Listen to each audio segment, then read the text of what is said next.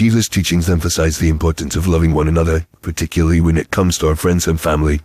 In fact, he considers love to be one of the greatest commandments, second only to loving God himself.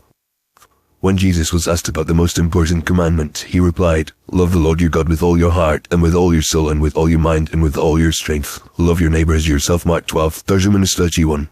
This commandment to love is not limited to just our acquaintances or those we deem worthy, but extends to those closest to us, our friends and family. One reason Jesus wants us to love our friends and family is because they are often the people we interact with the most. Our relationships with them can either bring us great joy or immense pain. When we choose to love them, we create an environment of support, encouragement, and acceptance. This, in turn, allows us to build strong, healthy relationships that bring out the best in each other. Loving our friends and family also helps to foster a sense of belonging, which is essential for our emotional and mental well-being.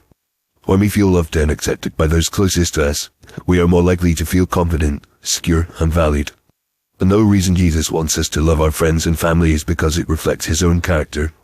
God is a loving God, and he desires that we demonstrate his love to others. When we love our friends and family, we are, in effect, showing them the love of Christ. This love is not limited to just feelings or emotions, but is also demonstrated through our actions and choices. Jesus taught that we should love one another as he has loved us, John 13:34, which means we should be willing to sacrifice, forgive, and care for one another. Furthermore, loving our friends and family helps to break down barriers and build bridges. In a world where division, hatred, and bitterness are prevalent, Jesus' command to love one another is a powerful antidote. When we choose to love those closest to us, we create a ripple effect that can spread to others. This love can help to heal wounds or restore relationships, and bring people together. Jesus' own ministry was characterized by love and compassion, and he calls us to follow in his footsteps. Additionally, loving our friends and family is essential for our spiritual growth. When we love others, we are more likely to be open to receiving love and feedback from them. This helps us to grow in humility, empathy, and understanding.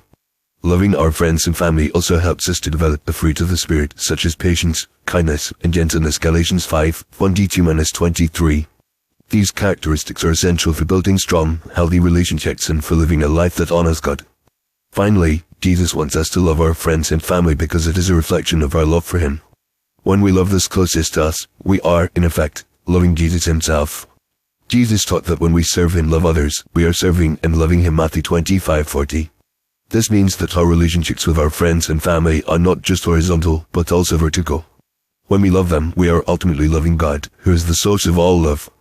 In conclusion, Jesus' command to love our friends and family is not just a suggestion, but a vital part of our Christian walk. When we choose to love those closest to us, we create an environment of support, encouragement, and acceptance. We reflect God's character, break down barriers, and build bridges. We also facilitate our own spiritual growth and demonstrate our love for Jesus himself. As we seek to follow Jesus' command to love our friends and family, may we remember that love is not just a feeling, but a choice.